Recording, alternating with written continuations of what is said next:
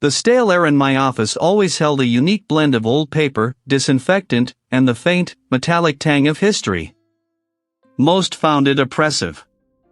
For me, it was a comfort, a familiar scent that signaled the beginning of another deep dive. My current project, a stack of faded photographs depicting a crime scene from almost 30 years ago, lay spread across the custom-built light table that dominated the room. The grainy images showed a disheveled apartment, a knocked-over lamp, a spilled cup of lukewarm coffee, the banal aftermath of an interrupted life. "Reed," a voice boomed from the doorway, cutting through the quiet hum of the ventilation system. I didn't flinch. My focus remained on a particular photograph, a close-up of a broken ceramic shard near the baseboard. The fracture pattern was wrong for a simple fall. I acknowledged the interruption with a slight tilt of my head, not looking up. "Supervisor." The supervisor stepped into the room, his heavy boots thudding on the polished concrete. He carried a bulky manila folder, its edges softened by years of handling. "Got something for you. Fresh meat, so to speak. Or rather, very old meat. Evelyn Reed." The name registered, a faint echo from true crime documentaries and dusty newspaper clippings. Evelyn Reed, the investigative journalist who had vanished without a trace in the late 90s. Her disappearance had been a national sensation, then a nagging cold case, eventually fading into the background noise of unsolved mysteries. I finally pushed away from the light table, the wheels of my chair sighing. "Reed." I recall the broad strokes. Prominent journalist, working on something sensitive, then poof. I gestured to the empty space where she'd once been. No body, no ransom, just gone. The supervisor dropped the folder onto my desk with a weighty thud. Dust motes danced in the shaft of weak afternoon light filtering through the high, grimy window. Exactly. The department's decided it's time for another look. Fresh eyes. And yours are the freshest, despite the unconventional methods. He paused, a flicker of something unreadable in his gaze. We've exhausted everything else. It's yours. Completely. No deadlines, just answers. If they exist. I picked up the file. The paper felt brittle, almost fragile. The weight of 3 decades of unanswered questions pressed into my palm. Anything new surface? A deathbed confession? A forgotten note? The supervisor shook his head. Nothing. Just the original files, supplemental reports from the initial, rather chaotic, investigation. A few re-interviews over the years. But nothing that ever pushed it forward. It's a brick wall, Reed. A very old, very thick brick wall. He left the same way he came, his footsteps receding, leaving me once again to the quiet hum and the ghosts of the past. I carried the Evelyn Reed file to my primary workstation, a sprawling expanse of scarred oak. My fingers traced the faded lettering, case file, Reed, Evelyn. The cover sheet listed the date of disappearance, the last known location, and a frustratingly short summary. The first few hours were a blur of scanning police reports, witness statements, and the initial forensic findings. What struck me immediately wasn't what was in the file, but what was missing. Key interviews, critical timelines, even basic chain of custody documentation for certain items felt incomplete or outright absent. There were gaps, not just in the narrative, but in the very structure of the investigation itself. A particular detail snagged my attention, a mention of a scratched silver locket found in Reed's apartment. The report noted it was collected, photographed, and sent for analysis. Yet, in the extensive inventory of items processed, photographed, and returned to Reed's family years later, there was no locket. No mention of its analysis results, no record of its disposition. It was as if the item had simply ceased to exist after being initially logged. This wasn't just a clerical error. I pushed back from my desk, the wooden chair scraping against the concrete floor. The supervisor's words about unconventional methods echoed in my mind.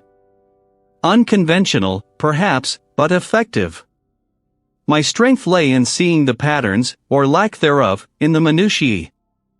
And this locket, or its absence, was a glaring anomaly.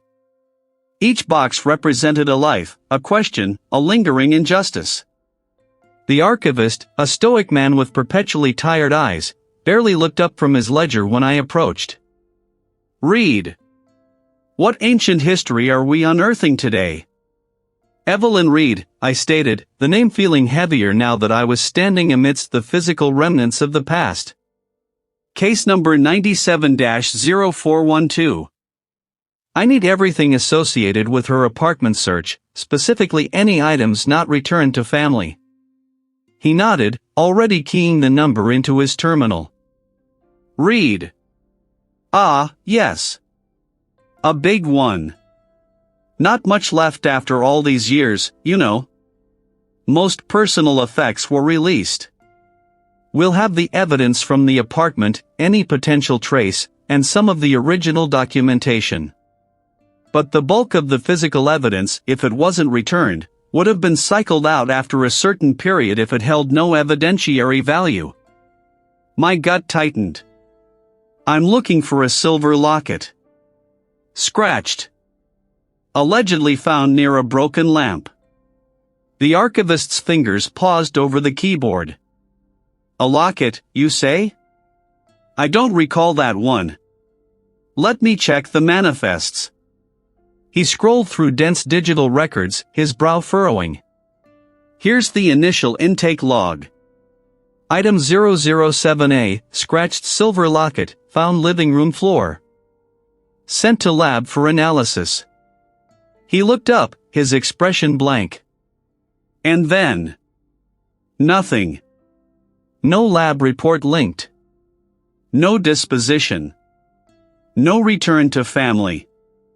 No entry for destruction or transfer." He typed a few more commands, navigating through layers of old data. "It's not here, Reed. Not in the physical storage, and no record of its final resting place.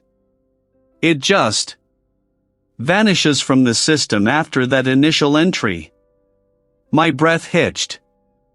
This wasn't just a missing item. This was an erased item. A piece of the puzzle, meticulously logged, then systematically removed from all records. It wasn't incompetence, it felt deliberate. And I had just stumbled into its center. Evelyn Reed. The missing journalist. This wasn't just a missing item. This was an erased item. It wasn't incompetence, it felt deliberate. The air in the police department basement holding forensic samples suddenly felt colder, heavier, charged with an unseen presence. My fingers, still hovering over the blank entry on the screen, trembled almost imperceptibly. My initial assignment was clear, a fresh pair of eyes on a cold case, untainted by the decades of dust. But the dust here wasn't just physical, it was systemic. Someone had actively worked to bury this. The knowledge settled in my gut, a bitter, metallic taste. I pulled my hand back from the keyboard, flexing my fingers. This was no longer just an academic exercise in forensic archaeology. It was a confrontation. I leaned back in the worn office chair, its springs groaning in protest. The fluorescent lights hummed above, casting a stark, unwavering glow on the rows of shelving units that stretched into the cavernous space. Each shelf held boxes, meticulously labeled but often neglected, full of forgotten narratives. The smell of old paper, disinfectant, and something faintly metallic, the lingering scent of forgotten evidence, permeated everything. I knew better than to chase ghosts down blank digital trails. If something was deliberately erased, it meant something else was deliberately hidden. I shifted my focus from the anomaly to the periphery. The department had recently undertaken a massive digitization project, a slow, painstaking process to bring every physical piece of evidence into the digital age. Most of the original Evelyn Reed case files had been scanned years ago, but the bulk digitization had swept up everything, including the most obscure, low-priority entries. I scrolled through the raw, unfiltered feed of new uploads, bypassing the main case file index. This was where the errors, both accidental and intentional, often hid. My eyes scanned lines of code and truncated descriptions, a digital river of forgotten objects. Most were mundane: a torn shirt, a rusted nail, a single shoe. Then, a peculiar entry caught my attention. It was dated a year after Evelyn Reed's disappearance, logged by an officer who'd retired shortly thereafter. The description was vague: miscellaneous items, Box 73B, transferred from temporary storage. The original case number was absent, added only during the digitization process. An orphaned box, a forgotten transfer. My pulse quickened. I cross-referenced Box 73B with the physical inventory. I grabbed my flashlight, its beam a solitary spear in the dim aisles, and began my trek. Rows of metal shelves towered over me, a silent testament to countless unresolved stories. I found the aisle, then the shelf. Box 73B sat nestled between a collection of antique firearms and a sealed container marked Unidentified Fibers, 1980. It was a standard brown cardboard evidence box, its tape yellowed and brittle with age, a thin layer of fine gray dust coating its surface like a shroud. The handwritten label, faded but still legible, confirmed the transfer date. No mention of anything significant. Just miscellaneous items. My gloved hands carefully lifted the box. It was surprisingly light, suggesting its contents were few. I carried it back to my workstation, placing it gently on the stainless steel table. The act of cutting the tape felt almost sacrilegious, a violation of decades of undisturbed dormancy. The cardboard lid lifted with a soft sigh of displaced air. Inside, nestled amongst a few crumpled tissues and a faded paperback novel, lay a microcassette recorder. It was small, no larger than a deck of cards, its plastic casing a dull, aged gray. The tiny tape reel was visible through the clear window, a testament to the analog age. A wave of surprise, followed by a surge of adrenaline, washed over me. Microcassette recorders were often favored by journalists for their portability and discretion. Evelyn Reed had been an investigative journalist. I carefully picked it up, feeling the cool, smooth plastic. The battery compartment was empty, but the record button was slightly depressed, as if it had been stopped in a hurry. My forensic kit, always comprehensive, included a vintage microcassette player, a relic I kept precisely for such anachronistic discoveries. I retrieved it from my bag, the familiar way to comfort. With precise movements, I transferred the microcassette tape into the player. I inserted fresh batteries, the faint click echoing in the quiet basement. My thumb hovered over the play button, a moment of anticipation stretching taut. What had this tiny device recorded? Why was it buried in a box labeled miscellaneous, disconnected from the main case? I pressed play. A low hiss filled the air, the sound of ancient magnetic tape struggling to convey its secrets. Then, faint, distorted voices emerged. Garbled. Muffled. A cacophony of static and broken syllables. I leaned closer, straining to discern meaning. "Don't dot the dot truth," a male voice, deep and resonant, cut through the static, then vanished. It was fleeting, a ghost of a sound, almost lost in the hiss. The tape continued to spin, but only the hiss remained. I replayed the fragment, again and again, adjusting the volume, trying to filter out the static. It was a plea, a warning. And it was Evelyn Reed's voice. I was certain of it. This wasn't just a missed item. This was a critical piece of evidence, deliberately sidelined, hidden in plain sight within a forgotten box. The implications crashed down on me, heavy and undeniable. The erased records, the mislabeled box, the garbled, terrifying recording. This was a live wire, and I had just grabbed hold. My own position, previously one of academic detachment, had just shifted irrevocably into their crosshairs. I had found the truth, or at least, the beginning of it. The tape, brittle with age, yielded with a soft, tearing whisper as my gloved hand drew the utility knife along its seam. Inside, nestled amongst yellowed tissue paper, lay a relic, a microcassette recorder.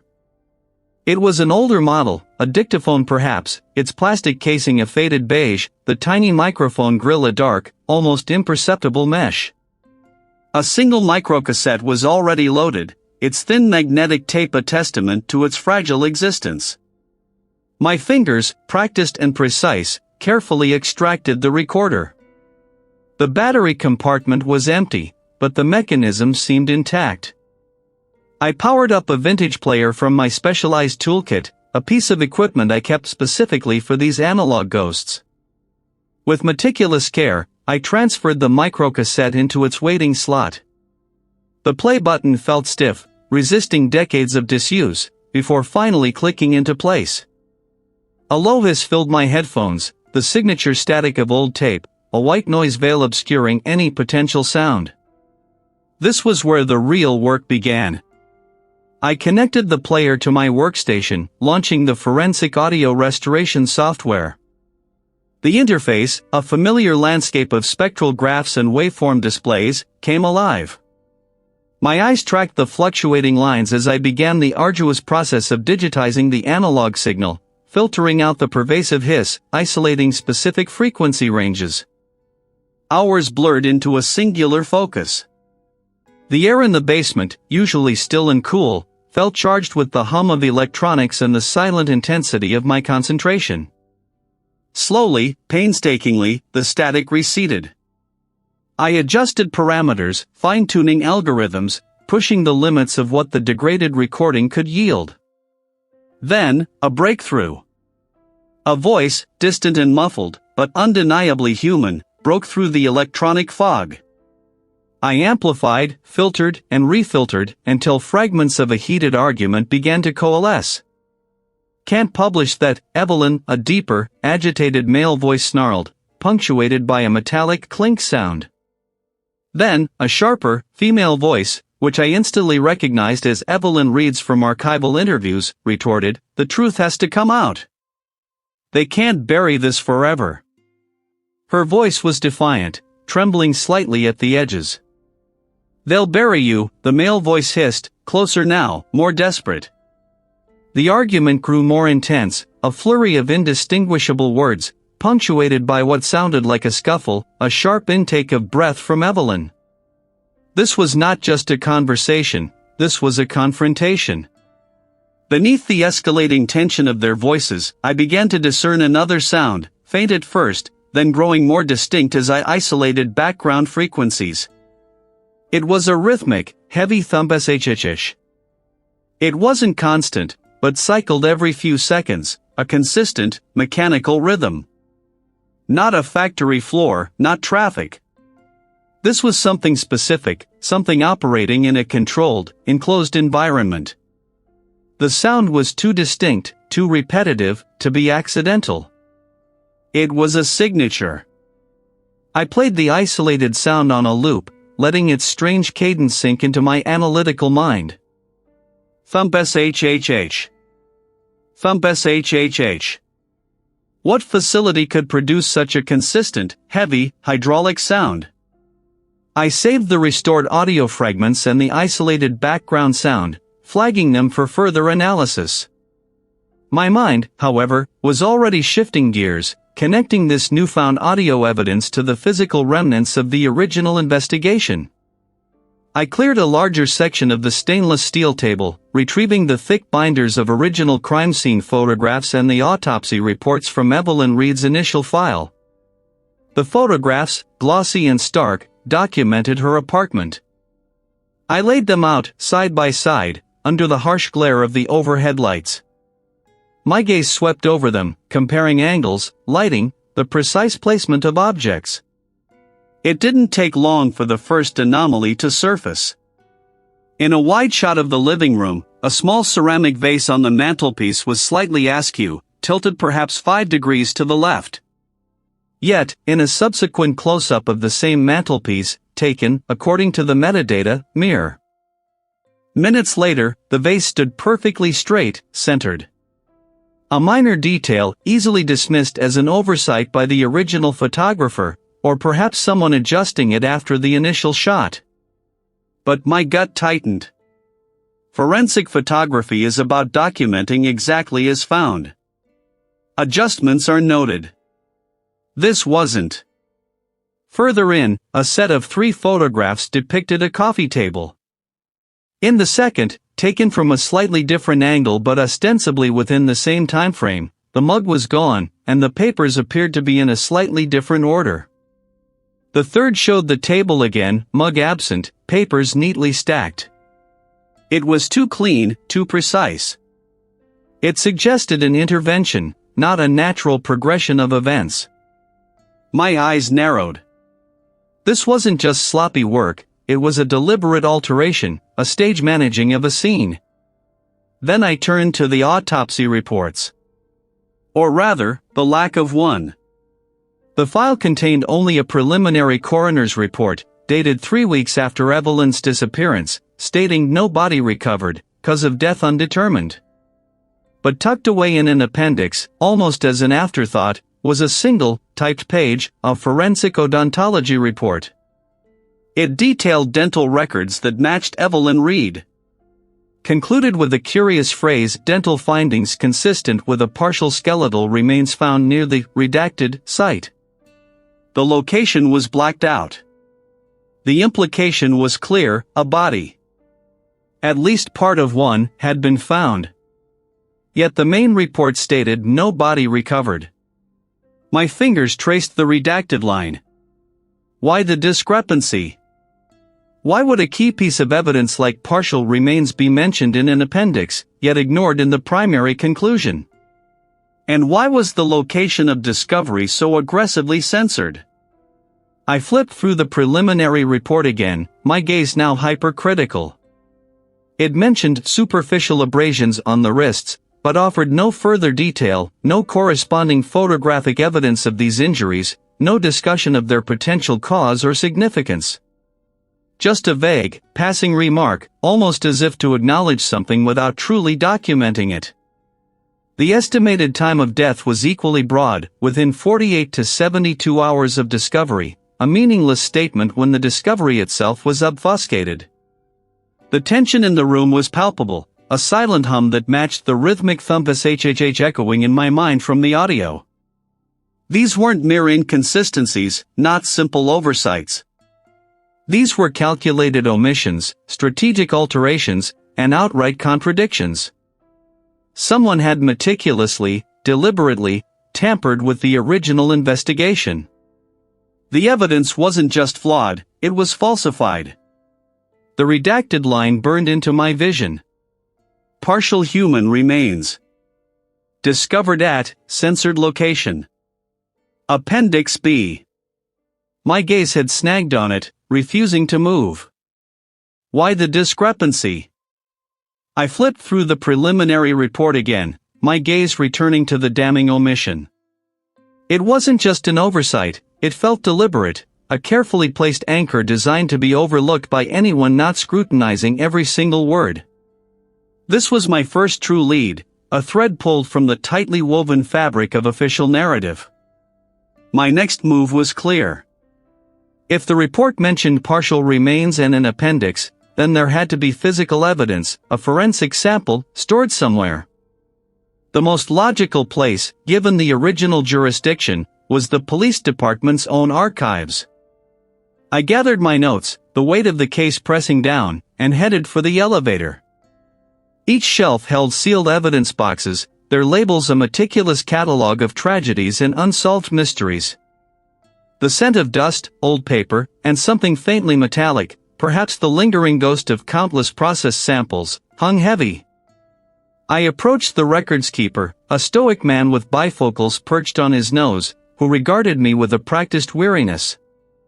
"Reed Chen," I stated, presenting my credentials. "I need to access the physical evidence log for the Evelyn Reed disappearance, specifically anything referenced in Appendix B of the preliminary report." The records keeper typed slowly, his fingers pecking at the keyboard like hesitant birds. "Reed, Evelyn. 1980s case. Very old." He scrolled through a digital ledger. "Appendix B. I'm not seeing any specific entry for partial human remains in the main log for that case number. Just general items, personal effects, documents, soil samples from the initial search perimeter." "It's in the appendix," I insisted, pushing the preliminary report across the counter, open to the page. "See here. It's redacted, but it explicitly mentions it." He squinted at the paper, then back at his screen. "Redacted lines don't show up in our digital indexing for physical samples, sir. Only what was officially recorded and catalogued." He shrugged, a gesture of bureaucratic helplessness. "If it's not in the main log, it wasn't processed as a distinct item under that case number, or it was logged under a different, separate investigation. Happens sometimes with cross-jurisdictional fines, or if it was deemed irrelevant to the primary case at the time." "Irrelevant?" I murmured, the word tasting like ash. Partial human remains were never irrelevant. This was more than just an oversight. "Can I review the physical boxes for the Reed case anyway? And any related unidentified remains cases from that same period?" He sighed, but eventually, after more paperwork and a lengthy wait, I was granted supervised access to a small, caged area within the basement, where a cart of dusty boxes awaited. Hours blurred into a monotonous rhythm of opening, sifting, and resealing. Personal effects, notebooks, a worn leather satchel, all Evelyn Reed's. But no separate container for partial human remains. No forensic report detailing DNA, dental records, or skeletal analysis. Nothing. The records keeper's explanation about separate investigations gnawed at me. It was a convenient excuse, a black hole into which inconvenient truths could vanish. My next step was to contact the original lead detective, a man named Miller, now long retired. I managed to track down a number through an old colleague in archives. The phone rang 5 times before a gruff voice answered. "Detective Miller? My name is Reed Chen. I'm reviewing the Evelyn Reed cold case." There was a beat of silence, thick and heavy. "Reed? That's ancient history. Nothing to see there. Closed case." His voice was flat, devoid of any real interest, almost rehearsed. "The case was never officially closed, sir.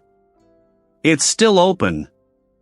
I have some questions about the preliminary report, specifically an entry regarding partial human remains." "Remains? Don't recall anything like that. We searched, we found nothing. Just a disappearance. Tragic, but an open and shut missing person." His tone hardened. "Look, I'm retired. My memory isn't what it used to be. You should leave well enough alone, son. Some things are better left buried." He hung up before I could respond. Leave well enough alone. The phrase echoed, not as a friendly warning, but as a veiled command. My determination solidified. This wasn't just a flawed investigation, it was actively being suppressed. Back at my workstation, I found my digital case file for Evelyn Reed had been corrupted. Several key documents, including the scanned preliminary report I'd been working from, displayed error messages, their contents inaccessible. It was infuriating, a minor sabotage, but enough to make me pause.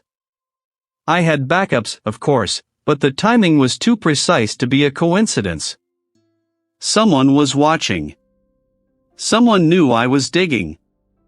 I decided to try a different angle. The original report listed a single witness who claimed to have seen Evelyn Reed near a specific dock on the night of her disappearance. I found an address, long outdated, and a phone number that rang to a disconnected line. After some digital sleuthing, I located a more recent contact for the witness, now an elderly woman living in a quiet suburban community. Her voice, when she finally answered, was frail but clear. "Evelyn Reed? Oh, that poor girl. Ma'am, I'm Reed Chen. I'm looking into her disappearance. Your name came up as a witness." "Yes, I saw her. A lovely young woman. He was arguing with a man near the docks that night. I told the officers everything I saw." Her voice trailed off, a hint of fear entering it. "Did you describe the man?" "Yes, I did. But they didn't seem very interested in that part. Said it was probably just a boyfriend, nothing to worry about." "And the partial remains mentioned in the appendix of the preliminary report? Did you hear anything about that?" A sharp intake of breath on the other end. "Remains? No, no one ever mentioned that to me. Never. Is that what they found?" Her voice was shaking now. "Look, I've said all I can say. I don't want any trouble. It was a long time ago. Please, just leave me out of it." She hung up abruptly. The conversation left a chill.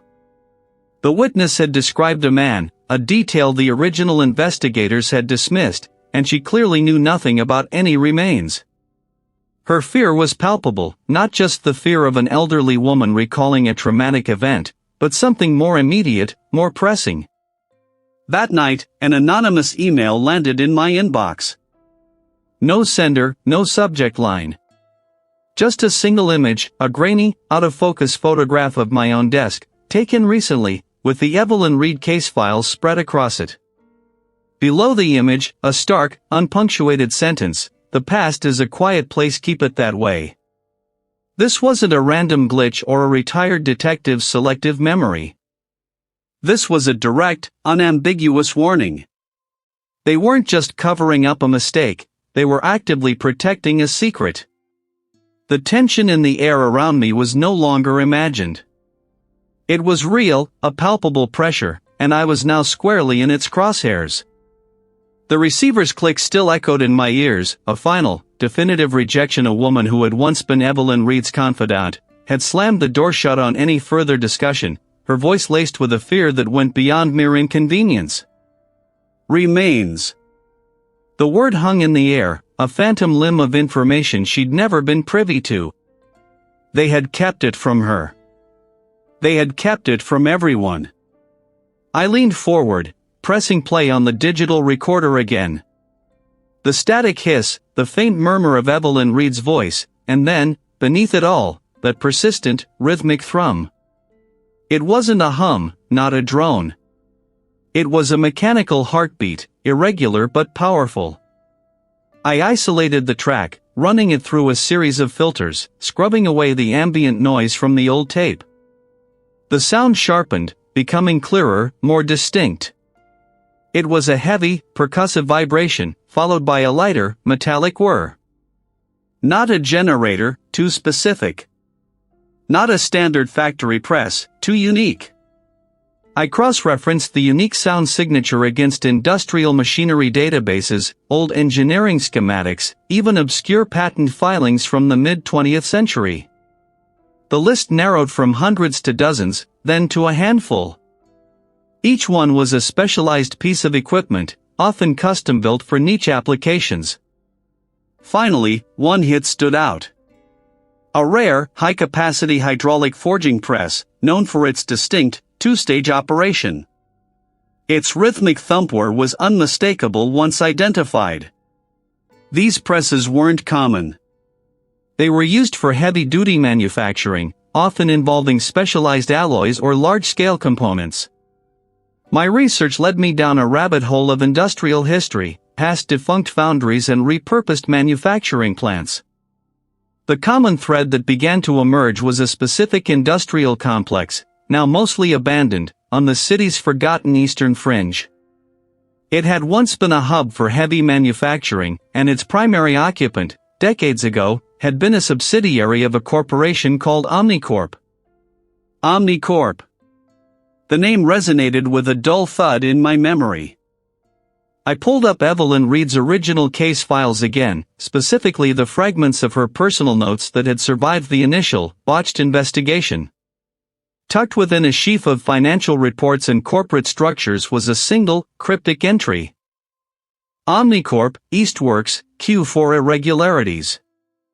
Guardian? My breath hitched. Evelyn had been investigating them. The industrial complex, the unique machinery, the corporate giant, it all clicked into place with an unnerving precision. Omnicorp, a conglomerate whose tendrils reached into everything from tech to manufacturing, had been Evelyn's target. And now, it seemed, they were mine. The fear in the witness's voice, the deliberate obstruction of the original case, the missing remains, it all coalesced into a single, chilling narrative. Evelyn had stumbled onto something far grander, far darker, than a simple missing person case. The realization hit me with the force of a physical blow, leaving me drained but resolute. I packed up my equipment, the city lights just beginning to bleed into the pre-dawn sky. I needed fresh air, a moment to process. I arrived back at my lab, keying in the access code, the familiar click of the lock a small comfort. The air felt wrong. Stagnant, yet disturbed. My eyes scanned the room. A drawer in my desk was slightly ajar. Nothing seemed obviously stolen, no expensive equipment missing, but the message was clear. Someone had been here. Someone had been in my space. My hands clenched, knuckles white. This wasn't a random break-in. This was targeted. A warning. They knew I was getting close. My earlier determination solidified into something harder, sharper. I left the lab, resisting the urge to call it in. What would I say? That someone had subtly rearranged my papers? The police would shrug. No, this was personal, a silent escalation. I knew where I had to go next. Evelyn Reed's apartment. The original investigators had swept it, but they hadn't known what I knew now. They hadn't been looking for a Guardian or Omnicorp secrets. The building was quiet, the air in Evelyn's old unit thick with dust and the faint, lingering scent of mothballs and old paper. I moved through the rooms, a ghost in her ghost of a home. The police had been thorough, or so they thought. Every book pulled, every drawer emptied. But forensic science had taught me that the obvious was rarely the truth. I ran my hand along the underside of shelves, tapped along baseboards, peered into the backs of cupboards. It was in her study, behind a rarely moved, heavy oak bookshelf, that I found it. A faint seam, almost invisible, where two pieces met imperfectly. I pressed, I pushed, I ran my fingernail along the crack. With a soft click, a small section of the paneling slid inward, then pivoted out, revealing a shallow recess. Inside lay a single, leather-bound journal. Its cover was worn smooth, its pages filled with neat, precise handwriting, but not in any language I immediately recognized. It was coded. Beneath the journal, a folded, yellowed newspaper clipping. The headline Omnicorp announces expansion into Eastern Sector. And tucked inside the journal's front cover, a single, faded photograph. His features were indistinct, but something about his posture, his presence, radiated authority. Scrawled on the back, in Evelyn's hand, were two words, The Guardian. My pulse quickened. This was it. This was what he had hidden, what they had missed. The journal, the photograph, the silent message from the break-in, the pieces were falling into place, revealing a picture far more dangerous than I had ever anticipated. And now, I was standing in her footsteps, holding the very secrets that had cost her everything. Evelyn hadn't just disappeared, she'd been silenced. My initial assessment of a cold case, a quiet puzzle to be solved in the solitude of my office, shattered. This wasn't a puzzle, it was a hunting ground, and I was now the prey. I didn't waste a second. My department-issued phone hit the nearest public waste receptacle before I was even out of the building. The laptop followed, its hard drive wiped clean with a portable device I always kept in my bag, then left in a locker at the city bus terminal. They would be looking for me, and they would start with the technology they provided. I needed to become a ghost, untraceable. My first priority, however, wasn't to vanish completely, not yet. There was one last loose end, one critical piece of data I needed before I could truly go off-grid. The air in the basement was perpetually cool, heavy with the sterile scent of chemicals and the faint, metallic tang of decay. Fluorescent lights hummed overhead, casting a sickly yellow glow on rows of shelves crammed with evidence boxes, each one a forgotten story. My access card, still active for now, led me through the secured door. I moved with a practiced efficiency, my eyes scanning the old file numbers. I was looking for the original digital archives of the Evelyn Reed case, specifically the raw data from the initial sweeps, often overlooked in favor of summarized reports. These weren't the files I'd been given, these were the untouched, unredacted streams of information, full of noise, but also full of potential signals. Connecting my personal, encrypted drive, I initiated a full data transfer. It was a risk, a calculated gamble that the system's archaic logging wouldn't flag my specific access for a few crucial hours. While the data streamed, I found the physical evidence box for Evelyn Reed. It was sealed, but I knew what was inside. I didn't open it, instead, I meticulously documented its current state, noting the specific type of tape, the exact angle of the seals. A quick, almost imperceptible adjustment to the environmental monitor in the room, just enough to cause a slight, localized temperature fluctuation. It wouldn't trigger an alarm, but it would provide a plausible explanation for any future anomalies they might discover in my wake. A small misdirection, a grain of sand in a vast desert, but sometimes that's all it took. With the data secured and my subtle diversion in place, I slipped out, blending into the late-night foot traffic. My identity was still Reed Chen, but my operating parameters had shifted. I shed my suit jacket for a nondescript hoodie, pulled a baseball cap low over my eyes, and paid cash for a bus ticket to the outer boroughs. The city lights blurred outside the window, but my focus remained sharp, fixed on the ghost of Evelyn Reed. My first contact was an old name Evelyn had scribbled in the margin of one of her early notebooks, Marcus Thorne, the Bellwether. A retired investigative journalist, known for his relentless pursuit of truth and his quiet disappearance from the public eye years ago. It took me a day of careful digital archaeology, sifting through archived news articles, old professional directories, and oblique references in obscure academic papers, to find him. The heavy oak door creaked open, revealing a man whose face was a roadmap of past battles and late nights.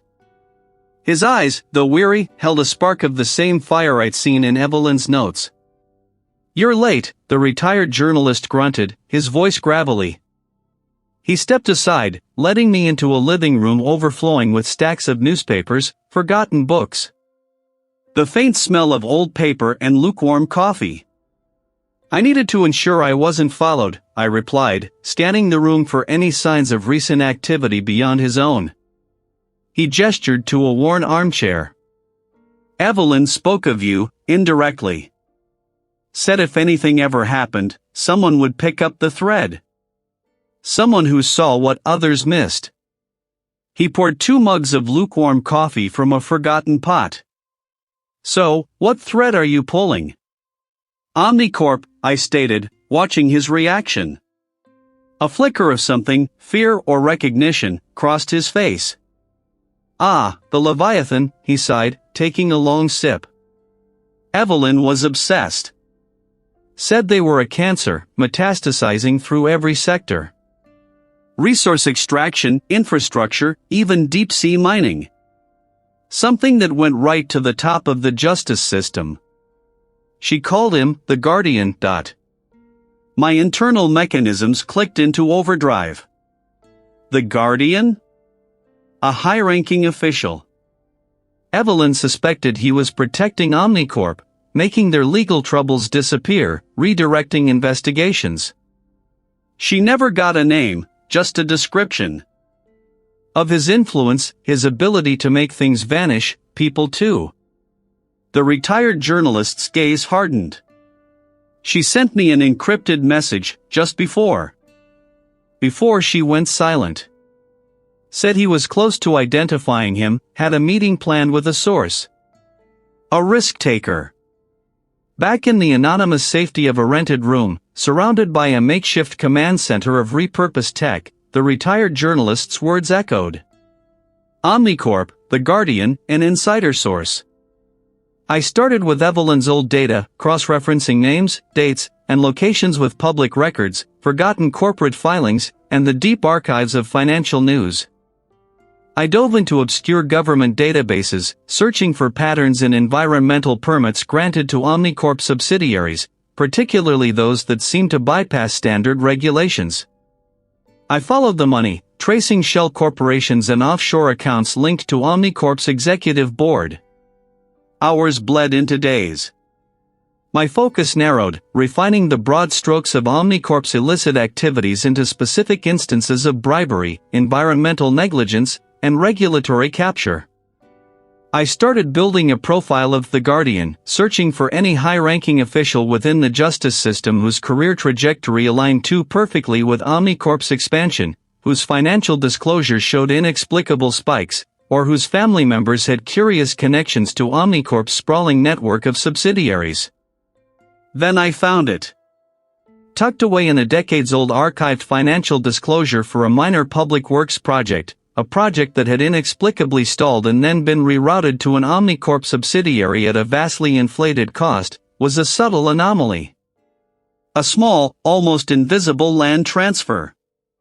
A parcel of land, seemingly insignificant, purchased years ago by a holding company with ties to Omnicorp, then quietly transferred to a blind trust. The beneficiary of that blind trust, buried deep in a web of legal obfuscation, was a former prosecutor who had risen meteorically through the ranks, now occupying a powerful position within the federal Justice Department. The pattern was too clean, too precise. The retired journalist hadn't known the name, but Evelyn had been right. The Guardian wasn't a myth. He was real, and his fingerprints were all over Omnicorp's dirty dealings, shielded by layers of bureaucracy and influence. My pulse hammered against my ribs, a drumbeat of urgency. I had a name, and with it, a direct line into the heart of the conspiracy. My fingers flew across the keyboard of a refurbished laptop, its operating system heavily modified, its network traffic routed through a labyrinth of proxies. The retired journalist's words still echoed in the small, anonymous room. Omnicorp, the Guardian, an insider source. I chased the digital breadcrumbs, digging through layers of public records, corporate filings, and archived news reports. What I found wasn't subtle, it was a carefully constructed facade. The initial leads from the journalist pointed to environmental violations. Omnicorp, a titan in resource extraction, had a history of acquiring land in remote, ecologically sensitive regions. I cross-referenced satellite imagery with their operational permits. Discrepancies emerged, subtle at first, then glaring. Unpermitted effluent discharge into a river system in the Northern Territories.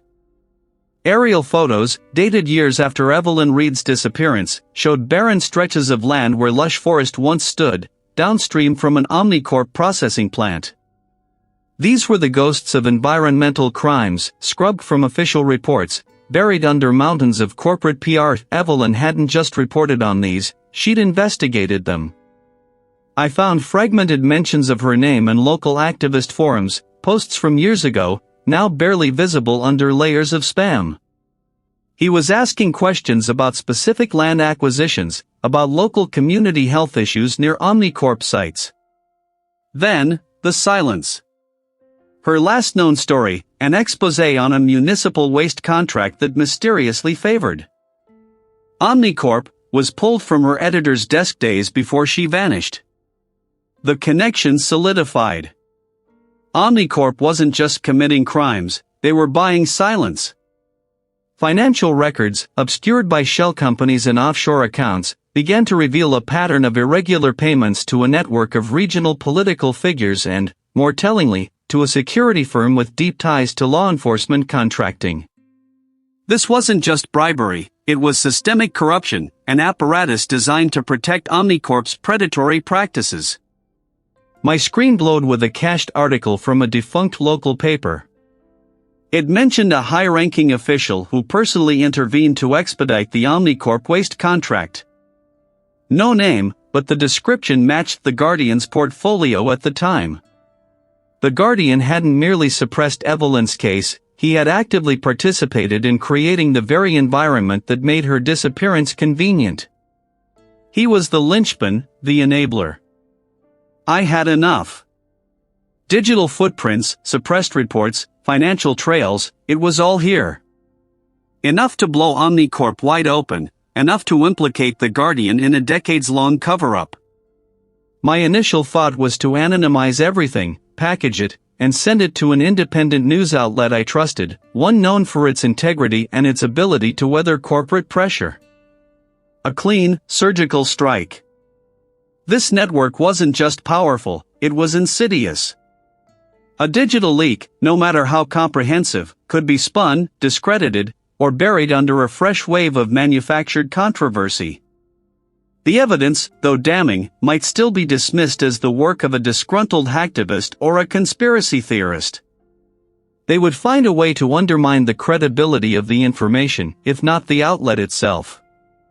Evelyn was proof of that. To truly expose them, to make the truth undeniable, required more than just data. It demanded a physical, tangible confrontation. A live moment, where the Guardian, and by extension Omnicorp, could not escape the glare of public scrutiny. The evidence needed to be presented in such a way that it could not be refuted or recontextualized. It needed a moment of undeniable truth, a public unmasking.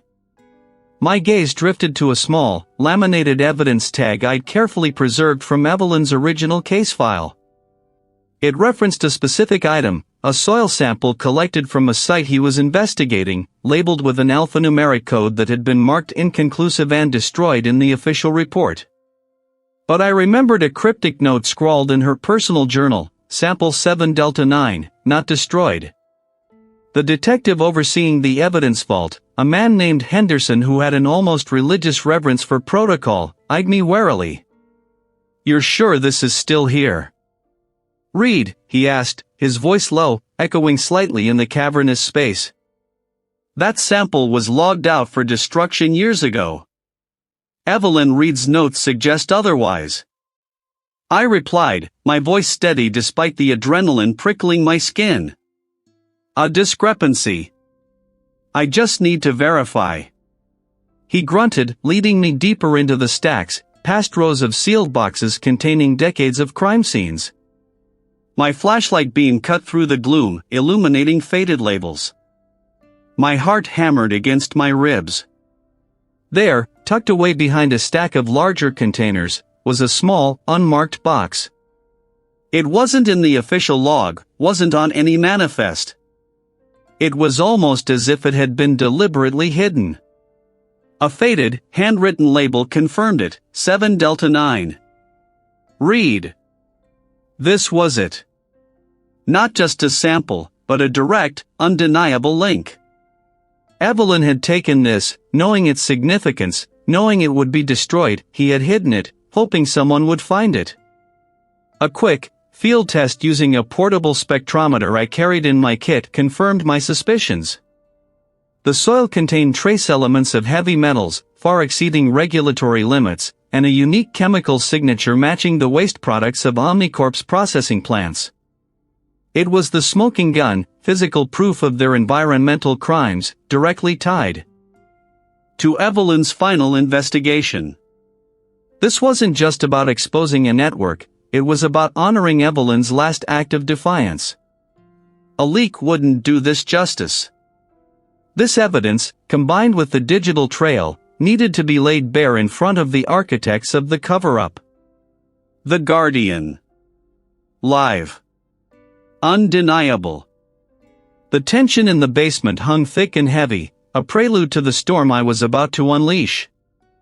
I carefully secured the vial, my mind already racing, plotting the confrontation.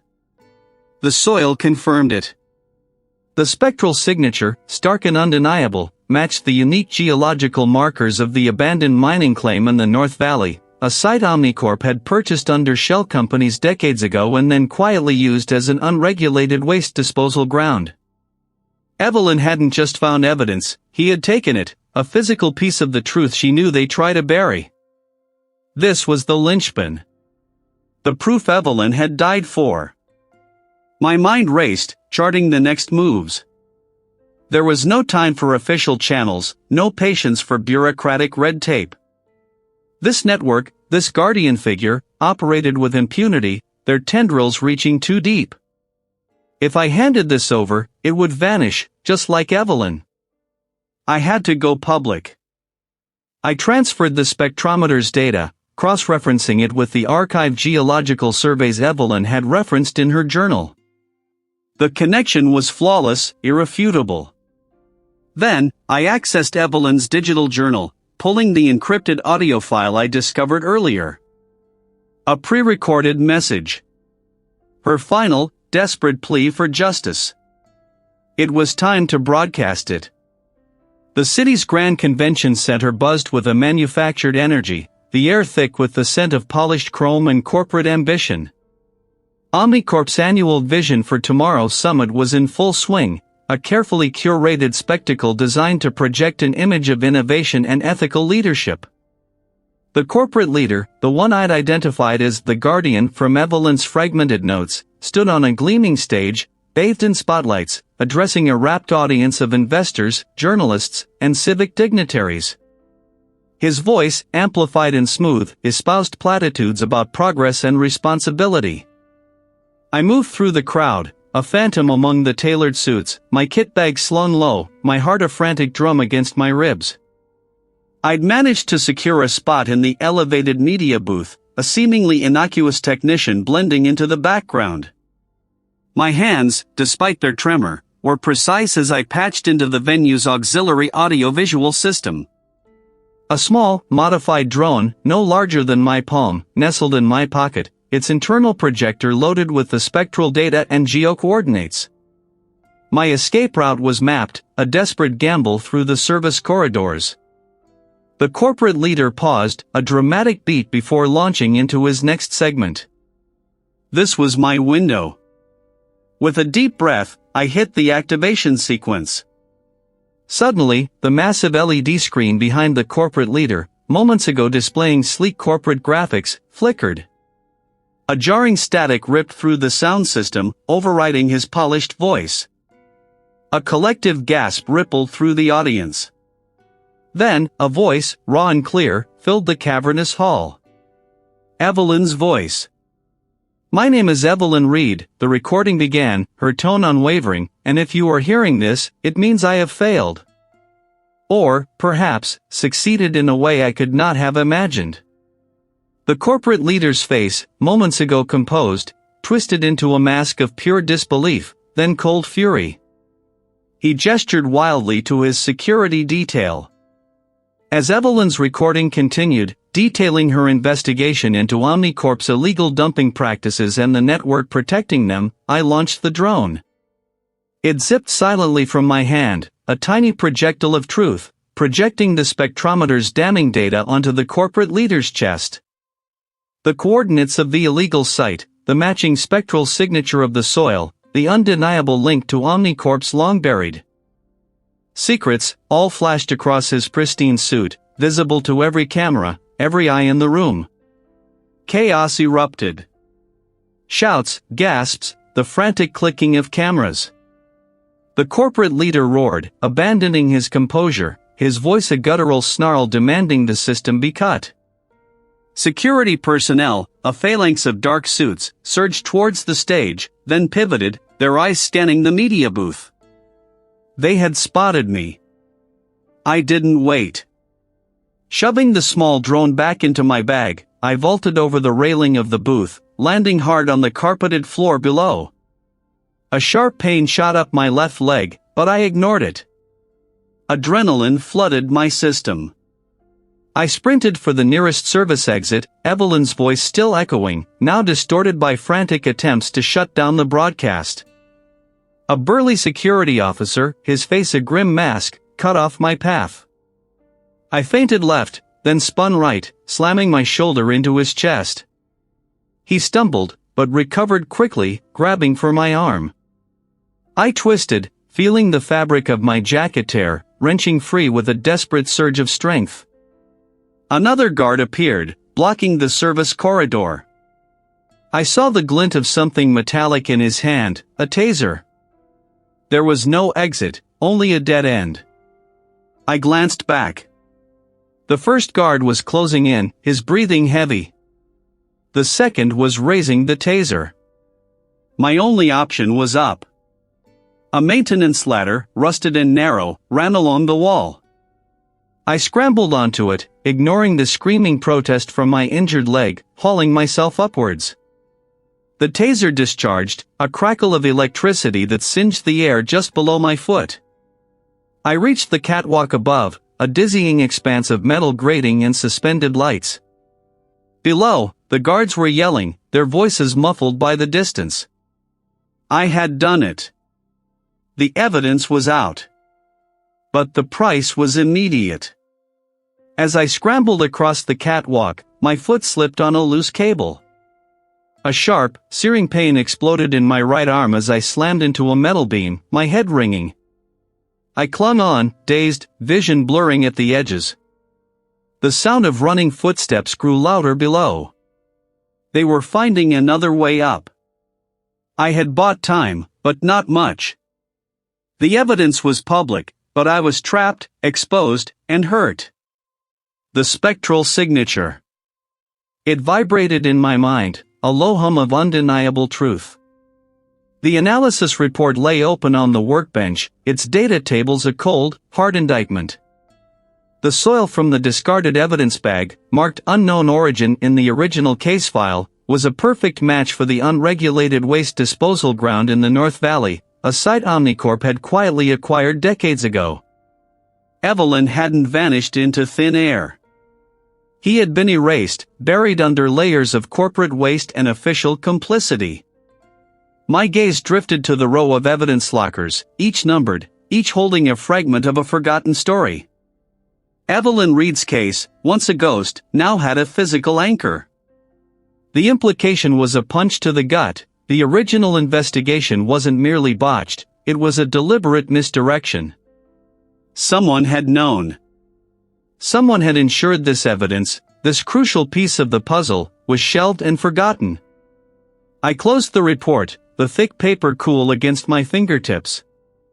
My mind raced, connecting the dots. The initial reports I'd meticulously reviewed, the ones with convenient gaps and inexplicable dead ends, suddenly clicked into focus. It wasn't incompetence, it was a carefully orchestrated symphony of suppression.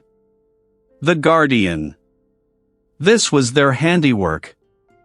I took a deep breath, the stale air of the basement filling my lungs. I grabbed my phone, my fingers flying across the screen to dial the lead detective. "It's Reed Chen," I stated, my voice steady despite the tremor in my hands. "I have it. The soil sample. It ties directly to Omnicorp. And I think I know who the Guardian is." The detective arrived within minutes, his face a mask of grim anticipation. I laid out the evidence, pointing to the geological markers, the unique mineral composition, the undeniable link to the Omnicorp site. Then, I pulled up my cross-reference timeline of evidence. handling from the original case. "Look at this," I said, tapping the screen. Every instance of critical evidence being misfiled, delayed, or conveniently lost in the early stages of the investigation. It all funnels through one specific chain of custody. And the common denominator isn't a person, but a roll dot. The detective leaned in, his brow furrowed. "The evidence logistics coordinator?" "Precisely," I confirmed.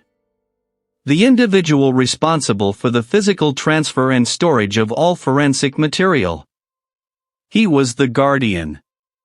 A heavy silence descended, broken only by the hum of the cooling units. The detective's eyes narrowed, a slow burn of understanding. "A plant," he murmured. "From the beginning." "Not just a plant," I corrected, "a gatekeeper." He ensured Evelyn's story stayed buried.